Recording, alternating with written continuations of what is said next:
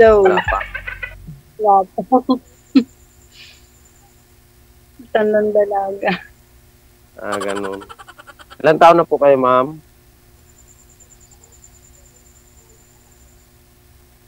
49.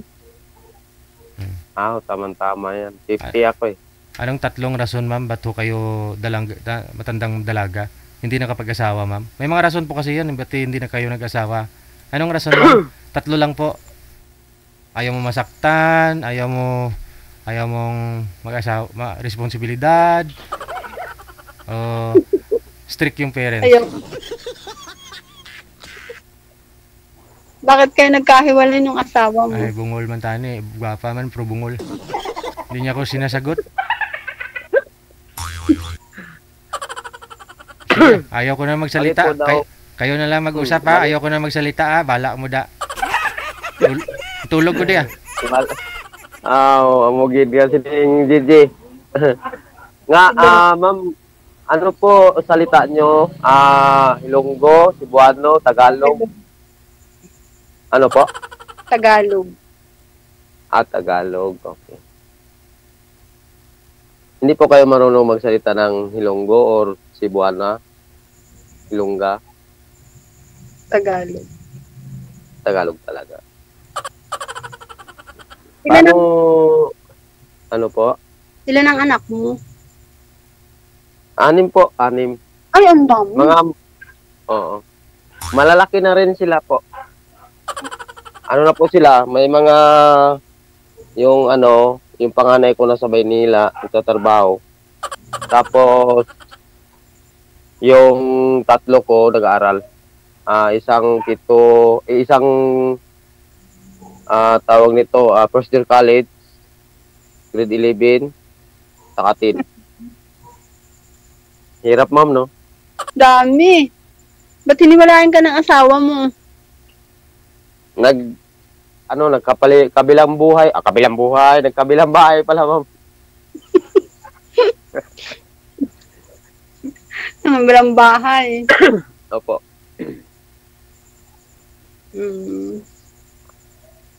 Dami mo sustentuhan. Anong pinagkakaabalahan mo?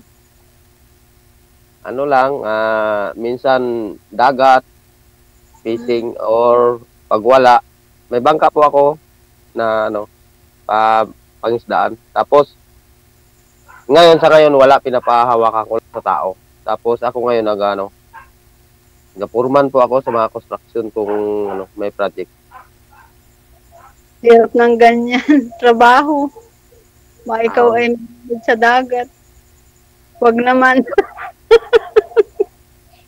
Itim nga ako, ma'am, tingnan mo. Kaya kagaling ko lang. Normal lang yan, ma'am, basta hanap buhay. Pinaka-importante, may hanap buhay. Kaya nga. Okay naman yun. Ako nga ay.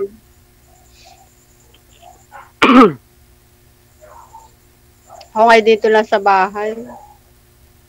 Kasama ko yung nanay ko. Naalagaan ko. Tanda na siya. Tatay niyo po. Buhay pa po. Buhay pa. Diyan din po. Tatay ko wala na rin. Namatay nung... Dapat ay yung mga anak mo na lang asikasuhin mo. Yung mga anak mo na lang asikasuhin mo. Ba't sumali ka pa dito kay DJ? Siyempre, naghahanap din ako ng makakasama sa habang buhay kung sakali man. Pagpala rin. Dami bakit? Dami mo ng anak. Ang anak, ma'am, ay makakasama mo lang yan kapag wala pa silang tinatawag nitong pamilya. So, kung may pamilya na po sila, ay siyempre, sasama na po yan sa kanilang magiging kasama sa buhay. So, ako na lang maiwan. Diba? Kaya kailangan ko maghanap din ng magiging kasama. Kung pala rin, diba? Ganun lang naman kasi hindi naman natin hinihingi sa Panginoon na magkakasakit tayo. Kailangan natin yung kaagapay. Hindi natin makukuha na agad-agad matawagan natin yung mga anak natin na, alalayan mo ako dito dahil may sakit ako. Ganun. Mm. Siyempre, mas maganda yung kasama mo talaga sa bahay na pamilya mo, asawa mo. Kasi yun talaga magtutulungan kayo kung ano mga bagay-bagay na dapat mapag-usapan, di ba? So, may tatanong ko lang sa'yo, ma'am. Bakit hindi po kayo nagkakaroon ng pamilya?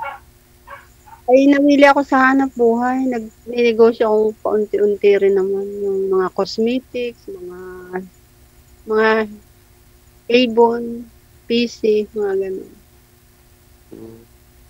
Tapos Pares din ay, pala tayo. yun nga, mapili ako sa lalaki. Ayun lang. Ay, siguro, hindi mo ako type, wala akong magagawa. Pero kung sakali man na magkakasundo tayo, wala namang problema dyan eh. Kasi ako talaga, kaya po sumali po ako dito kay Sir Gigi. Sinagana po ako ng makakasama ko sa bambuhay. Pero sa lahat ng ayaw ko yung mangyari sa akin ulit. Kasi masakit ka.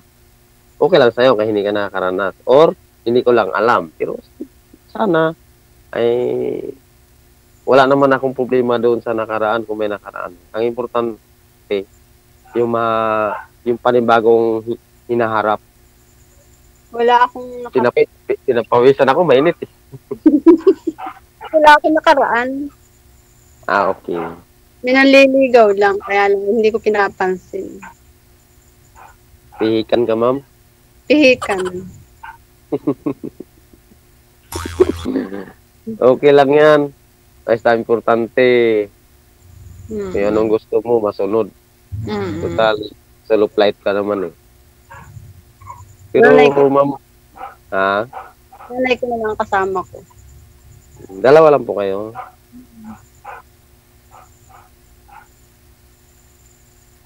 Saan banda yung lugar niyo, ma'am? Anong lugar yun? Ito ay brown out nga doon sa loob. Kabibili ko lang ng ilaw, bakit yun ay hindi na ilaw? Hmm. Kaya ako naglabas dito sa labas ng bahay. Ah, okay. Okay lang naman. Wala namang problema yun eh. Kasi, Ako, tapos ay tumawag na si DJ. Nakatulog na nga ako. Ay tumawag bigla si DJ. Tapos ay walang ilaw dun sa loob. Ay yung nanay ko nalimpungatan at sabi ay, ano ba yan? Sabi ko yung wala. Natawag. ilang taon na po si nanay? 88 po. Ay, salamat sa Diyos. Medyo may edad na. Mabuti naman ganun. Yung mag-isay mahaba ang buhay ni nanay. Ikaw po may nanay pa? Mayroon pa po. Yung papa ko ay wala na. Anong dialect niyo po? Tagalog talaga? Tagalog. Ah, okay. Kami, Cebuano, Hilonggo. Iligay nun. Dumaguete City ako. Dati.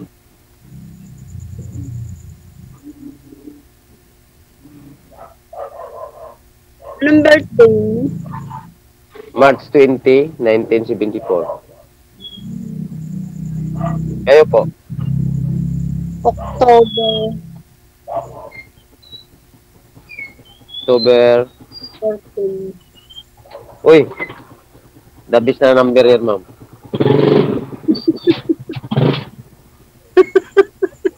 Oo nga. Totoo yan. Dabis na number. 14 kasi kung sa February, February ba? Oh. Pag sa February ka, mapagmahal ka eh. Pero dahil October ka, marunong ka magmahal. Hindi pa ako nagmamahal. Hindi mo kasi, Time ko pa lang makipag-friend sa iyo. hindi mo kasi binuksan. Hindi mo binuksan yung puso mo para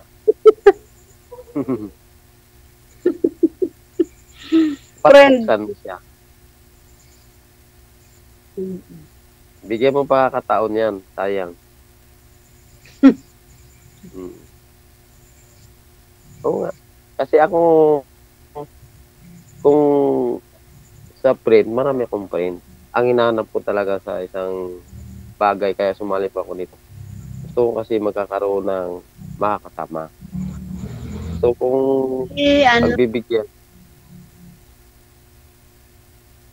ako'y, ah, ako'y pihikan sa lalaki. Eddie, Ah. wow. Kahit ako'y pangit. Kuya. hindi. Wala naman sa pangit yan, ma'am. Oh.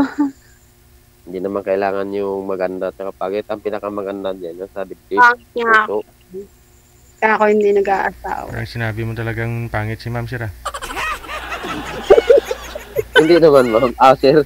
Hindi na po, Sir DJ. Maganda naman siya. Ayun. Wala naman Ayun. akong ano. Galing ka para magbagay. Wala naman po ako. Wala naman po akong ano. Kumbaga, wala akong pinipili. Mapapangit, mapapaganda. Pero maganda si ma'am. Wala akong masabi. Kamukha nga siya ng ano eh. Na asawa ng kapatid ko. Sana all. Ano ang apelido niyo, ma'am? Ha? Ano ang apelido mo po? Bawal po, Apelido? bawal po yan dito. Hindi kayo na-instruksyonan. Opo. Sorry. Sorry po. Bawal. Okay lang. Sorry po.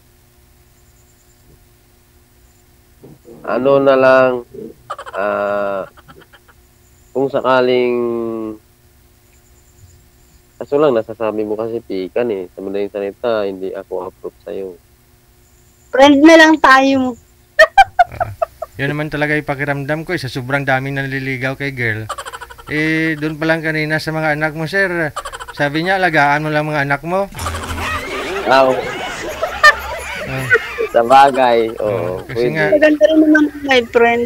pihikan kasi si girl pagdating sa pangasawa. Mahirap na yung masaktan tayo. Huwag na tayo umasa, sir. Tama yan, Sir Sergi, pero nasa sa kanya naman yan eh. Yun na nga sa Kasi- kanya. Sige, Di- connected na kayo. Maraming salamat. Bye-bye. Naman. Alam ko yung patutunguhan eh. Pihikan nga kasi si girl, sir. Hindi natin pilit.